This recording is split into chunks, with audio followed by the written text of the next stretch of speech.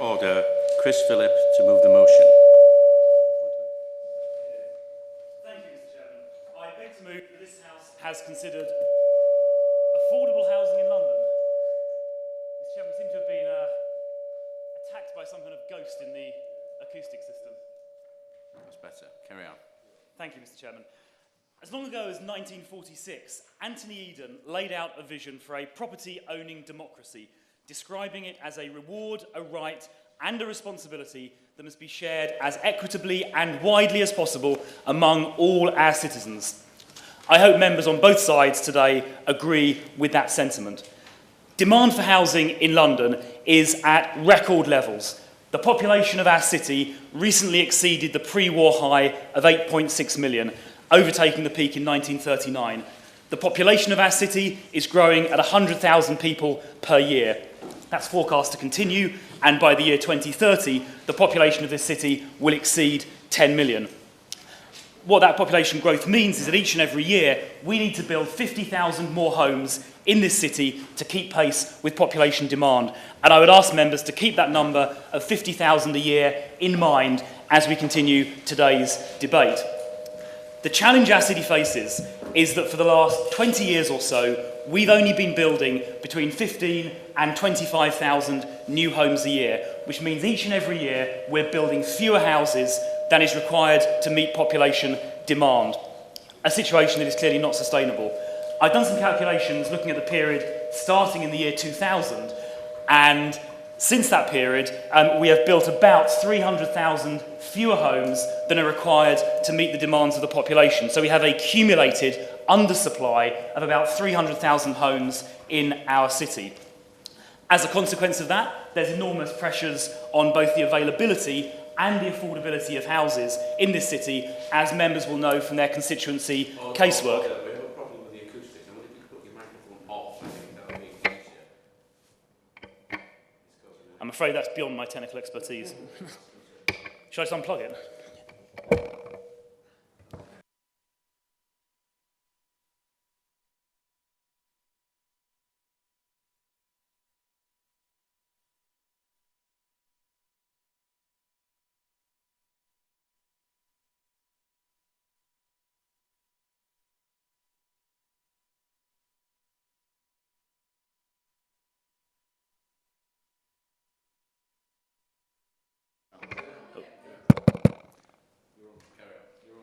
Okay. From where I was? Yes. Okay.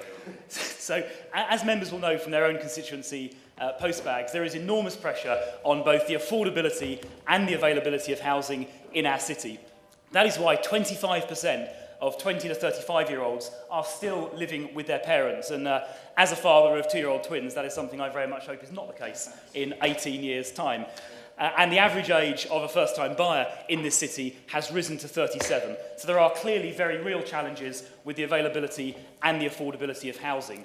Now, we may hear some people, such as the member for Islington North, talk about things like rent controls.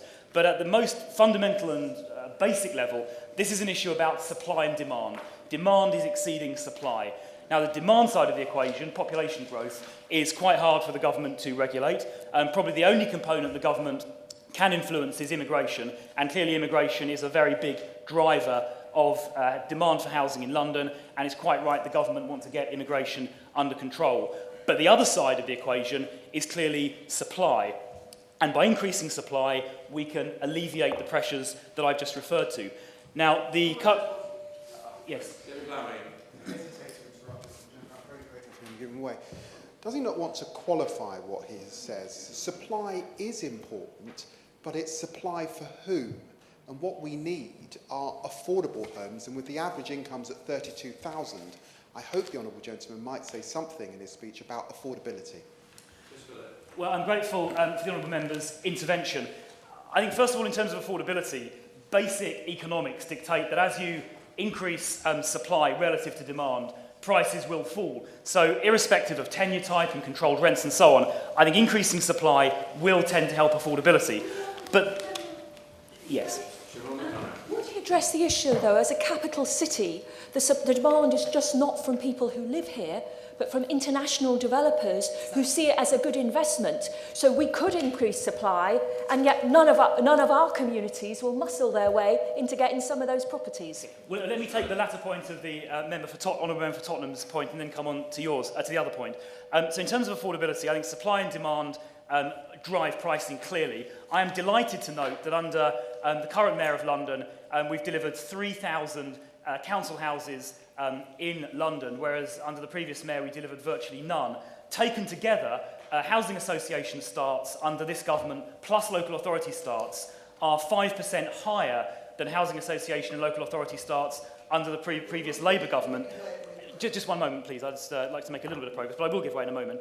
And the current Mayor of London, the member for Uxbridge, has brought forward 94,000 affordable units during the time of his mayoralty, a considerably larger number than were brought forward during the time of his predecessor, Mr. Livingston. So I think there is a good track record on affordable housing, but clearly more needs to be done.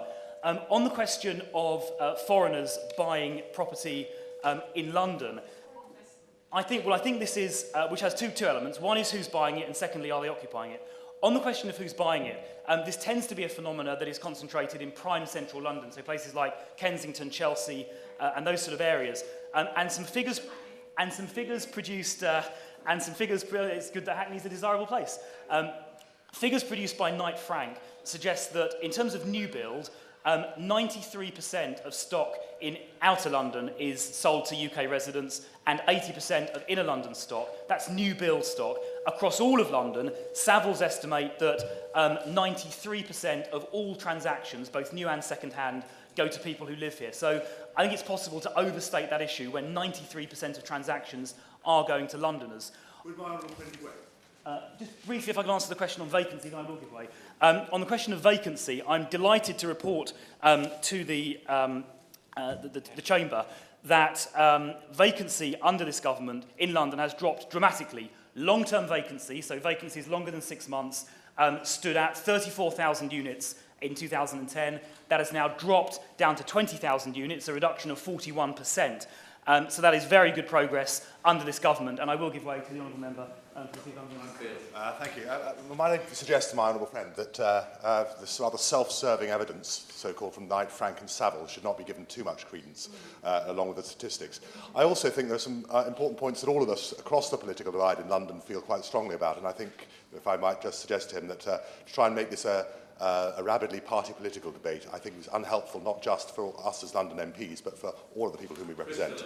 Well, it certainly isn't my intention to make this rabidly party political, and I'm not sure I've been called rabid before, but I thank my honourable friend for introducing that adjective. So I do want this to be a sort of non-partisan and constructive discussion about London's housing, and I hope there are things that we can agree on in the course of this debate. Was there an intervention? Yes. Would you agree that his government's policies to force the sale of council homes, higher value council homes in London, and also to restrict the rent, to cut the rent without compensating councils, which is completely decimating the building programmes for councils in London, are not helpful in providing more affordable housing?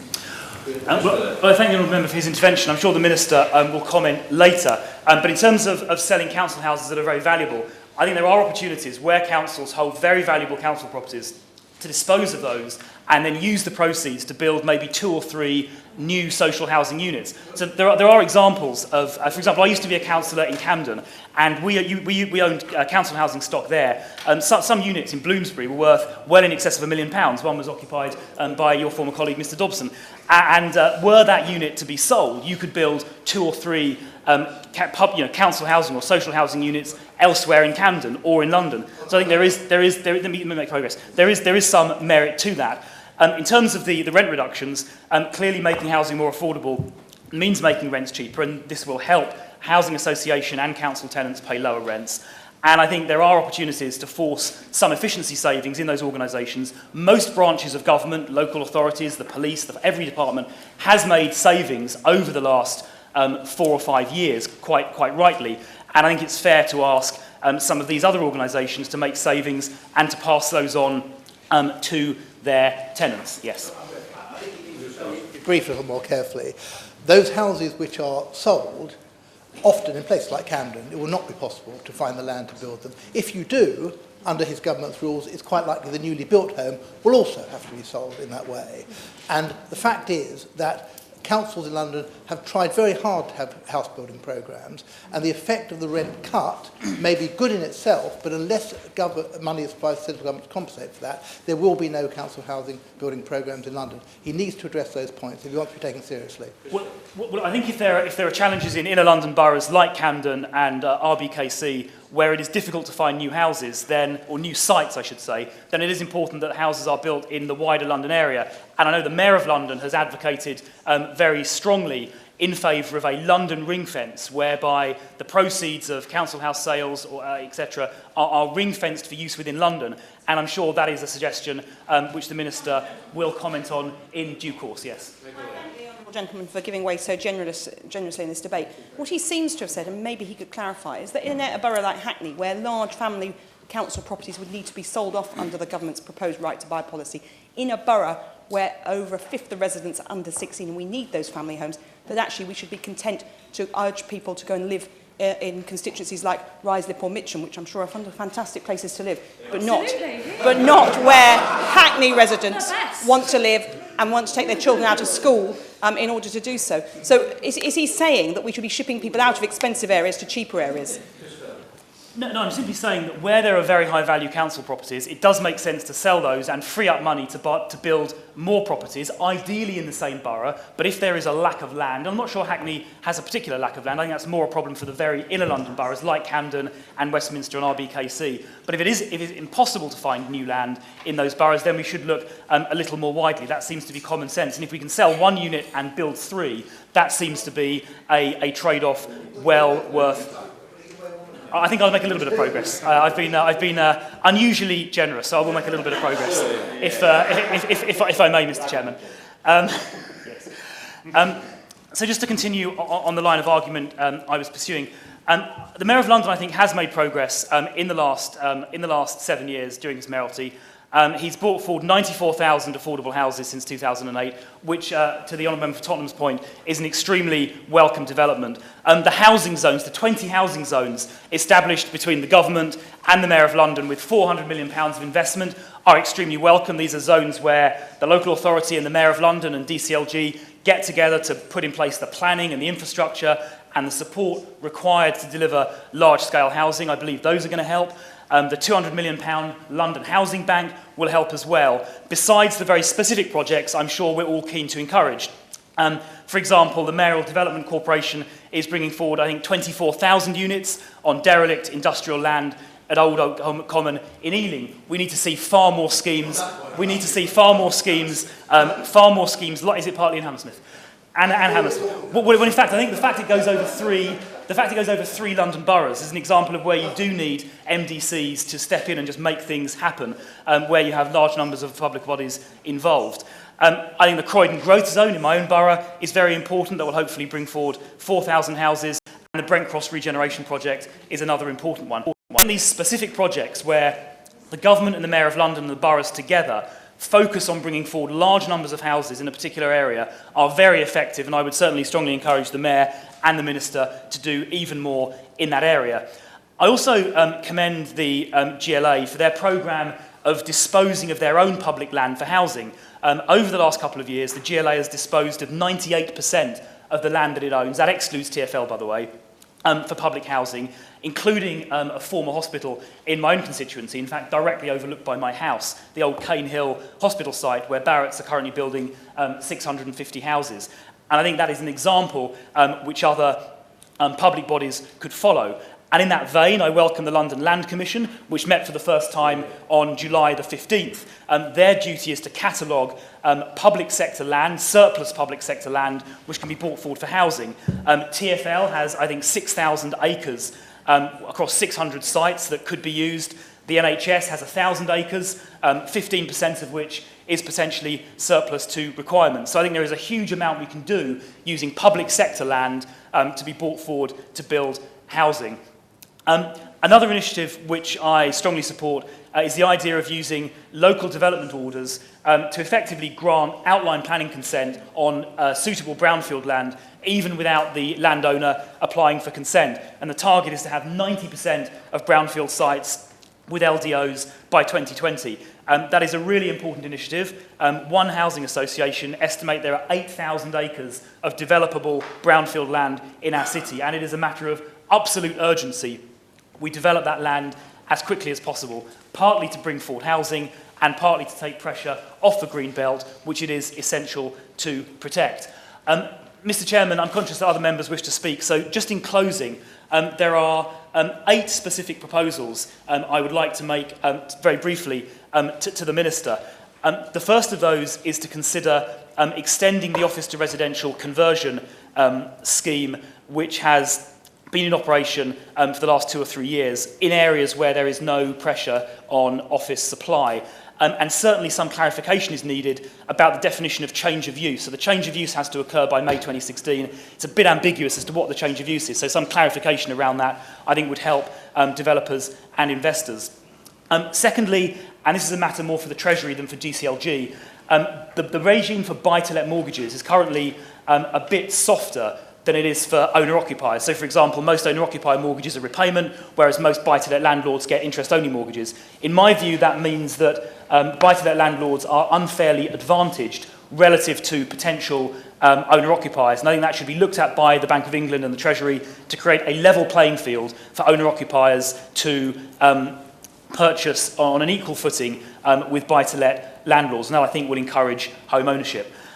Thirdly, local authority planning departments are often a very serious bottleneck in terms of missing the statutory deadlines for granting planning consent. And I would suggest that we consider allowing higher planning fees to be charged in exchange for a guaranteed service level. Planning fees are actually quite low, and I'm sure many developers, particularly larger ones doing big schemes, would happily pay a great deal more money in order to get a quick and a clear decision. And that would help bring forward planning consents more quickly and get us building. Yes. Thank you, Mr. Chairman. That's fine, but would your party support speedier decisions if it meant less time for proper consultation with local residents? No, I wouldn't. Clearly, proper consultation is very important, but quite often it's the process of officers. It's not the planning committee that's slow, it's the officers often who prepare the reports and do all the work prior to the application who take a very long time, often because they're under-resourced, owing to the understandable pressures in local government finance. And I think larger developers particularly would be happy to pay significantly higher fees to speed up that process. And I think where there are planning departments in councils who are not performing, and some are very good and some are not so good, where they're letting down their local residents by being very slow to bring forward applications, I would consider outsourcing those planning functions to a third party who can do the job more effectively, paid for by planning fees. I think the fourth point is just to make sure that the brownfield register, which is being compiled for the LDOs, is given real focus. I suspect the GLA will play a role in supporting that. It may need a bit of financial assistance, but it is an absolutely essential task, getting that list of brownfield land, those 8,000 acres, and developing them as quickly as possible. And I really hope that the department and the Mayor of London and the boroughs will really put huge focus on identifying that brownfield land and giving it outline planning consent over the next 5 years. The fifth comment is a more general one. Talking to developers, and by the way, I should draw members' attention to my register of interests, because I do have a previous and current professional involvement in the area. There are parts of the planning process which are put up barriers. I mean, there are things like bat studies and crested newt studies, less of an issue, I imagine, in Camden and Hackney, but in other parts of the country, these can delay developments by months or years. And I'm sure bats and crested newts are very important, but building houses are very important too. And I think sometimes the balance between those considerations is not quite right. My sixth point, Mr. Chairman, relates to the London Land Commission. I think its current mandate is simply to identify surplus public sector land. I would go further and actually give the London Land Commission, supported by the Mayor of London and the department, the power to take on surplus public sector land, whoever it happens to be owned by, and directly bring that forward for development with, say, 50% of the proceeds going to the previous landowner, the NHS, Network Rail, Transport for London, with no restrictions, and the other 50% of the proceeds being ploughed back into housing. So there'll be an incentive for organisations like the NHS and Network Rail to cooperate with the process. I think if the money just sort of disappears somewhere else, they may not be very cooperative. And I would honestly urge the Minister to give serious consideration to granting the Land Commission the powers I've just described. The seventh point is to make the adoption of a local plan by local authorities, both in London and outside, mandatory. At the moment, a number of local authorities don't have local plans, and it makes it very difficult to bring forward housing. And I would suggest if local authorities don't bring forward a local plan by a particular point in time, for example 2017, the planning inspector or DCLG simply develops one on their behalf. They've had plenty of notice and a number of local authorities have not done that. And my final point, Mr. Chairman, is making sure that SIL payments are used for infrastructure relevant to the local investment.